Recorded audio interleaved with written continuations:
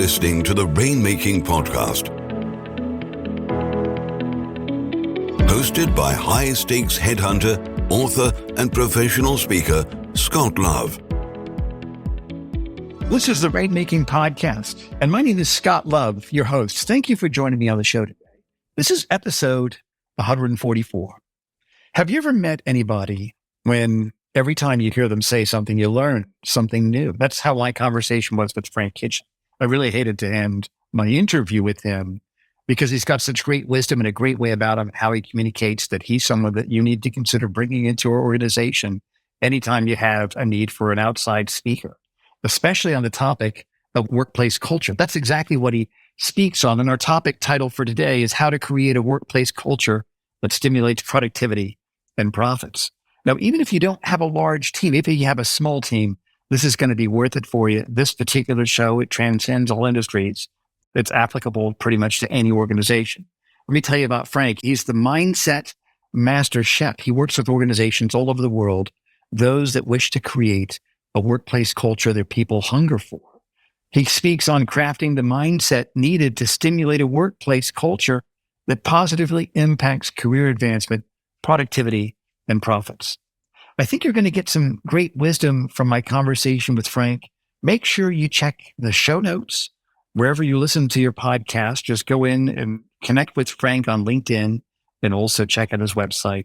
And as always, this show is sponsored by Leopard Solutions, legal intelligence suite of products, Firmscape, and Leopard BI. Push ahead of the pack with the power of Leopard. And now here's my conversation with my friend, Frank Kitchen. This is Scott Love. Thanks for joining me on the Rainmaking Podcast. Our guest today is Frank Kitchen, and our topic is how to create a workplace culture that stimulates productivity and profits. Frank, thanks for joining me on the show today. Hey, thanks for having me here, Scott. Another person with a great last name. I know. We should start a company and it'll be the Kitchen Love Company or something like that. Yeah, love the kitchen. Love the kitchen. So I appreciate you being here, and I've been following you for a while, and I love your communication style. It's very crystal clear. And so let's get our topic down. We're talking about how to create a workplace culture that stimulates productivity and profits. And what would be your working definition for workplace culture? I know people talk about culture, that's important, but it seems kind of amorphous. What would you use to define that? How would you define that word? Well, we're going to play off of my name right now, Scott. So we're going to say kitchen. So we can imagine if we go to someone's house to eat or we go to a restaurant, there's a certain culture or ambiance or experience that is at that area. And for me, when I describe workplace culture, I say it's either an environment or a community that, stimulates growth. So when we're talking about a culture, what is either the physical area or the mental area that's allowing you to grow both either personally or professionally? That's great. An environment that stimulates growth. I've never considered it like that. I think that's actually refreshing, Frank. So let's kind of go deeper into that. When you talk about the environment that stimulates growth, which I think is just a brilliant way to describe this, what would that environment consist of? What would you say that consists of? Well, the first piece is like usually when I'm on stage speaking, I describe it, I'll tell people we have to live fresh. And when I say live fresh, because we always love something that's, quote, fresh from the kitchen or just, freshly made, is when we have a workplace culture where the culture, you have people there who are committing, their time, their talent, their team, and their treasures to live their dreams, but not only living their dreams, but also using the time, talent, team, and treasure to live their dreams by helping others live theirs. So for me, I'm thinking, where is a culture you can go to where it's not just about whether you call it the leadership or the hierarchy trying to live their piece. What are they doing also to help, the entry-level people or the new people there to, help them grow? Because guess what? We're in a world right now where everybody's not going to stay here 20, 30 years. We're not staying here to get the gold watch anymore. We're there to get something that's also going to help us grow. So if we understand that we can value the people and their impact on our company or organization's growth while helping them achieve what they want to get, I mean, that's a place people, quote, hunger for and they want to be a part of. That's great. So it's more than just us, right? Yeah. Yeah. I mean, like even right now, you've invited me on your podcast and, quote, your podcast is you want to be able to share knowledge and information to help your listeners grow. But at the same point, that's your dream. You create a culture like, well, hey, I'll bring Frank on here to give him exposure to my network. And then once this podcast is published and produced, then I'm going to go ahead and share people like, hey, here's a great podcast I was on. Please go and listen. So right now it's a back and forth. We're both helping each other grow. Yeah, that's good. How do you keep people from being selfish, though, in organizations? How do you do that? Let's say you have people where they're not a contributor, they're not givers, they're takers. How do you keep that from happening?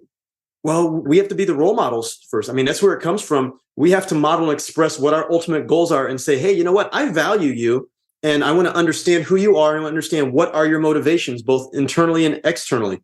Why are you here? Where do you want to go? So, I mean, the best way I can share is I had a boss years ago. His name is Jim Pullen. People go look him up, probably find him on LinkedIn. But I was working for KB Toys. It was a toy store. And I'm coming in as like this, 18-year-old kid. And we're there working as cashiers. And he pulls the whole staff aside and goes, hey, everybody, my big dream today is I don't want to be recognized for my sales. I want to be recognized by the people I promote. He goes, if all of you listen to what I teach you, he goes, I guarantee all of you will get your own store. There's like 5 or 6 of us. We're like, what's this guy smoking? What's he on? Everybody in that group got offered to run their own store. One person turned it down because she got married and had kids. All the rest of us became store managers. That's great. Right. So 30 years later, like many times he'll text me up and call to see how I'm doing. I'm like, hey, I just shared your information, with my audience. So right now I'm sharing it. So we'll see if he texts me today. And I'm like, hey, Jim, I shared your philosophy, but that's a piece where I'm going. It starts with the leadership where we have to show that we value those people and we value their growth, just as much or more than our personal growth. So I'm curious about your old boss. What do you think motivated him as a boss, as an employer, as a team leader? Well, his ultimate piece was he was a manager and he told us right off the bat, he wanted to become a district manager or go work for the corporate office. And he goes, it wasn't going to be just recognizing by his sales numbers, quote, being the rock star or the deal, because he goes, okay, if he's the rock star, but no, he's not really elevating anybody else, that's not what they were looking for.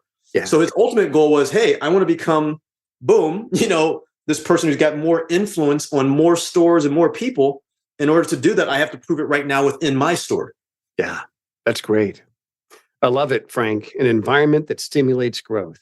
Yeah. And the people listening to this, these are people that are rainmakers. They're getting clients, but they also have teams and they have colleagues. And some of them have younger professionals that they mentor, where they understand they have to develop them. They have to help them grow also. And so let me kind of take it to this way. Let's talk about some trends. Okay. Are there any trends that you've seen in organizations today where they're really building a workplace culture? Any common characteristics of all the places where you've consulted to or spoken at? Yeah. So I've got a good one. I'll shout his name out and he'll love me hearing this, but his name is Judd Morton and he is a coach for Nike. So when I say coach, coaches are their store managers. So there is a store here in Phoenix, Arizona, Glendale, Arizona. So his name is Judd Morton and he's their coach. And I want to say it's 2019, he was voted Coach of the Year. And I've had a chance to come down and, shop out of his store and speak to his employees. But the funny thing about Judd is compared to what our normal culture is, he's always, once again, trying to develop and move people up. I mean, even his son has worked there. But the same piece is he, let's say he doesn't enjoy the fact that when people leave his store, but he enjoys the fact that the people who are leaving his store, he's prepared them how to go run his own store. So I know since I've known him, he's probably promoted like 5 or 6 people to go run their own stores. But then he's also invited to go to other stores around the country to teach that same philosophy on, how do we make people want to be here? How do we, enjoy it? I've watched just like the scheduling or the team meetings. I mean, something even as simple as, hey, guess what? This weekend, there's a football game going on. Wear your favorite jersey to work. I mean, when you watch that culture, the people want to be there. Yeah. And then when he literally takes money out of his own pocket and says, hey, Frank, will you come in and talk to my team? And, the employee's like, oh, my God, he brought Frank in, a international speaker, to come work with us because, they've seen me in there shopping. But now it's funny when I go in to see him, he goes always on the earpiece. They're like, Frank's here, Frank's here, Frank's here. I mean, so they're always wondering, what's he going to do next to really, help them out, how he's going to invest in them. So he sees, once again, his staff as a resource versus just, there's a book out there, it's called Dream Manager. It goes, a lot of times we see people as just a liability on a budget sheet. Yeah. Where he sees his people as a resource, something he's got to invest in. And if he invests in it, guess what? They're going to provide great customer service, which is going to increase his sales, but then also they can grow. So there's a piece where, yeah, he wants to have a great store, but he wants people to come into the store. And people love coming into the store. You watch the employees, sometimes just some of the chants and the music and dancing and how they go and treat people. That all starts with him. That's great. That's interesting. So let's say somebody has an employee that's just not getting it. Maybe it's the attitude. Maybe the way they're behaving, the way they're treating people doesn't fit within the vibe that this leader wants to build on their team. And especially a smaller team, each person, the way they act, it reverberates much more. It's felt much, much stronger because there's fewer people to kind of absorb that. What would you recommend that manager do? How should that manager coach that employee? So the number one piece of coaching is understanding. Right now in our world, we have a lot of people who are right and wrong. So they're like, oh, you know what? That employee right now is not acting properly. They're not doing it the right way. And we're prejudging what's going on. But we've never actually sat down post-interview to really ask, what are your motivations? Why are you here? What are you looking for? Now, if this employee happens to say, hey, I'm just here for a job to pay the bills, okay, then maybe you're not going to try to delegate work to them or anything. They're just kind of here. But maybe you get that one person goes, well, hey, you know what? I'm looking to grow, but I've never been in a great environment. My last 2 employers actually treated me poorly. I got laid off not because I did anything wrong, but because the fact of they had budget issues. And we have to go understand those employees first, because many times their outward actions are something that's happened to them internally. That's interesting. So, I mean, it takes some depth. It takes a lot of heart. Yeah, it takes time, but once again, it's an investment. And we're in a society where we're always trying to just either spend or get there as quickly as possible. But when you think about, my wife always will talk about this, she was a teacher, is she calls it, when you go back to the olden times, you'll think about it. There's always either a mentorship program that you have to go through, or an apprentice. You had years of that before you actually were, quote, given the reins to go and do something. But we don't do that now. It's like, okay, we put, more time into recruiting people than to actually training them. So it's like, okay, big banners, billboards, come in, train them, ask the question, what's your 5-year plan? Where do you want to be? And when they get here, it's like, okay, go. Yeah. And it's almost like sink or swim. And then we blame that person, but this person's never been taught how to communicate. They haven't been taught how to ask. They haven't been taught how to express what they want, because many places now, especially when you see it on the news, is if I came to you right now, Scott, and I go, hey, I want your position. Like, what's your goal? I want your position. It's like, oh, Frank's coming after me. Yeah.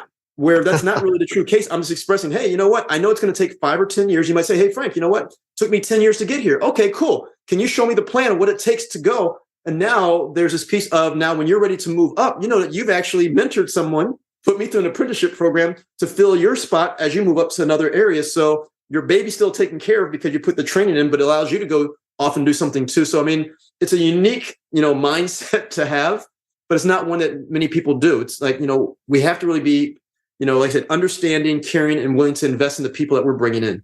Yeah, I think recruiting is fun. It's exciting, but bringing people in once they're there and integrating them, that's just not as exciting. It's not as much fun. No. And I've seen the same thing. Organizations, they really need to focus on, and I would call it not just integration, but also retention. And, this in sales, is it easier to get a new customer or to keep an existing one? It's easier to keep an existing one. That's where I think most organizations should really put their investments, is retaining their people, which is training, development, integrating them in effectively, and also focusing on recruiting. So let me ask you this then. What are some of the pitfalls that you've seen and challenges that managers face in really leading their team as it relates to workplace culture? So the first piece I can say, great question, is I think we've been producing over the last several years too many managers. If you think about it, a manager is more of a reactive piece. We're managing the situation. We're managing the problem versus, as you made the comment, leaders. Leaders have more foresight. They're looking forward to the future. Like they're looking two spots ahead. It's almost like a chess game. They're thinking like, okay, if I do X, B and C are going to happen. Which one do I need to, follow through? So the first piece is just to have just a concrete plan to be able to look, forward. What are your expectations? Then from there is everybody's following our lead as the leader. So I've heard people, I've walked into groups where I come and speak and they go, yeah, it's like, my employees are terrible. They don't do this. They don't do that. And they go, okay, you spoke to them. What was the problem? Like, the problem's you. And they're like, what do you mean the problem? You just told them that this training is super important, that they need to be there, that they need to go. And then you didn't show up. And they go, well, I was busy. I'm like, but you get a problem with the employees, say they're busy and that they had something in their life. I'm like, you have to show up. I mean, there's a college that I used to work with. It's called Lewis University outside of Chicago.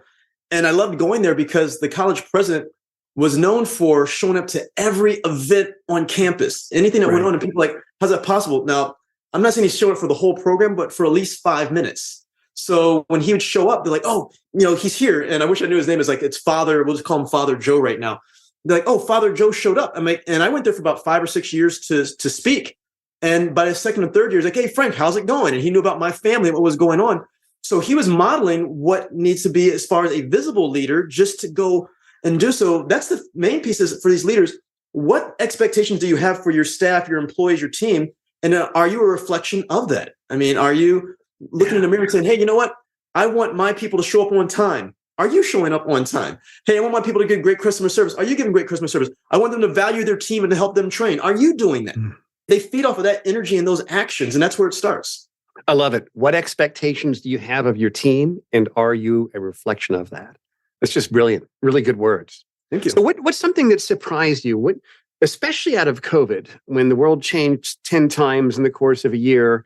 And, we don't know when our next natural or man-made disaster is going to occur that could change everything. I mean, who knows? Just stick around and you're going to see it happen right in front of us. But there's always some sort of surprising benefit that occurs anytime there's a change. What are some of the things that surprised you the most out of COVID in terms of creating workplace culture? Well, there are a couple. I mean, there's points where I think transparency was a huge one. I mean, we put on these faces and these images where, people literally got to put their hair down during COVID. Yeah. Because we're so worried about how we dressed up in appearance versus we kind of got through that piece and like, okay, well, can you produce? What's the result that you're going to go? We didn't necessarily care if you're wearing a suit. We didn't care, what shoes you're wearing. We didn't care what your hair looked like. The case is, can you produce the result? I mean, so that was just something that was, really amazing. I mean, so even for me and other speakers, we had joked around, we had our suits, before COVID, but now coming out of COVID, we're allowed to be more ourselves and show our personality. So I rarely would wear dress slacks. I might be up on stage in jeans. I might be up there in more comfortable shoes because guess what? I want to feel comfortable to produce, at my best. So that was a good one. I've got a client was talking to yesterday. We're going to be in a panel discussion and we're talking about hybrid work. That's been a huge one. I remember talking to my father-in-law about it recently. And in the case of there are organizations who understand that people can be just as or more productive working in a hybrid format where they don't have to come into the office versus, having to come into the office. And there's still a lot of groups that are out there. We've heard it in the news about you've got to come in. So the government's doing it and a couple of companies, so I'm not going to throw their names out, that you have to come in. And they're realizing the employees are going, okay, well, I'm out of here. Like, wait, what do you mean you're out of here? And they're going, well, hey, I want to be put into an environment or community or culture that's going to be productive for me. And guess what? Most people aren't working 9 to 5. Yeah. So make this more project-based. So years ago, I worked for a company, hybrid, and the owners came in and they said, hey, we don't have a main office for you. We'll have certain meetings. We'll have people come in for the meeting. But they go, by the time you drive in and drive out, there's probably anywhere up to 3 hours of the day that's eaten up. We'd rather you work from home for 3 hours to be more productive. Yeah. Then there's another study that said in a typical 8-hour workday, most people are only working 4.5 hours. Yeah, wow. Because between conversations at work, with friends, distractions, I said, usually if you have a distraction, it takes you a minimum of 30 to 45 minutes to get back into your groove. So if you're working really productively right now and someone comes in, Scott, we got this very important meeting or, the sky's falling. So now you go handle that situation. And now you're stressed and like you got to get going and you'll internet surf or find a book or just do something. It's going to be about 45 minutes before you go get in. So we've discovered that there's a lot of people, even though groups are finding it, you can do the studies, they're actually more productive because like, oh, okay, here's the project. It's not time-based. Let me just get the project done. So if I get it done in 20 minutes, fine. If I get it done in 4 hours, fine. If I got to get it done in the middle of the night, as long as it's done by that time, the people are loving it. So, I mean, that's the big one right now where that's actually becoming a fringe benefit for companies. Some companies are like, well, you have to work here at the workplace. People are like, okay. Other groups are like, well, hey, we'll offer you a flexible schedule, a hybrid schedule. Hey, you know what? That benefits me. Maybe I can go coach my son's baseball team. This allows me to, do a little bit of a side, hustle right now that I want to go and do. But all you're doing is judging me on my results versus am I punching in 9 to 5? Let me ask you this. Since you're out there in the workplace of various companies and organizations, you're relevant, you're speaking on this. What have you seen that managers need to do if they still have employees working remotely, maybe 2 or 3 days a week? What can they do to kind of keep that culture and keep people together, even if there's remote work or hybrid work? Yeah, whether it's in person or hybrid virtual, it still comes down to communication. I mean, how well are we communicating, with our people? So for me, I'm a board chair, and guess what? My board members, we might meet once every 3 months in person. So what am I going to do to keep them motivated? So there's different ways, but what we have to do is we have to clearly communicate with them. Yeah. So my group, I'll send out, usually weekly, I'll send out a text. Hey, how are you doing? Just to see what's going on. I'll have a biweekly email that comes out saying, okay, here's the upcoming calendar of events. Here's what's going on. So for me as a leader, once again, taking the lead is doing open communication with the groups as far as keeping them in track of what's going on. You can do, if you want to, you can do certain contests. When we do have a Zoom meeting where we can see each other, maybe it's just a certain deal. It's like, hey, when we come in, we're going to ask you right now, have a coach who works with me. He goes, our first question is, how are you living? And when we say, how are you living? It's not, because most times he's like, hey, how are you doing today, Scott? Bad. But I'm like, it's a very close-ended question. How are you living? Or as he says, how are you showing up? Oh, how am I showing up? Well, I'm showing up this week a little tired. Oh, why are you tired? Well, I'm tired this week because, I just went on a family trip and we had to go take care of family. We had a family member who's in the oh man. Now we start to understand that person on a personal standpoint. How are you showing up this week? Oh, I'm motivated. Why? Well, we got the big sales presentation. Oh, where's the sales presentation? On Thursday. You know what? Thursday, my schedule's kind of open. Can I come and back you up? So we're creating these communication, avenues to where, we're not going to be siloed like we were in the cubicle stage.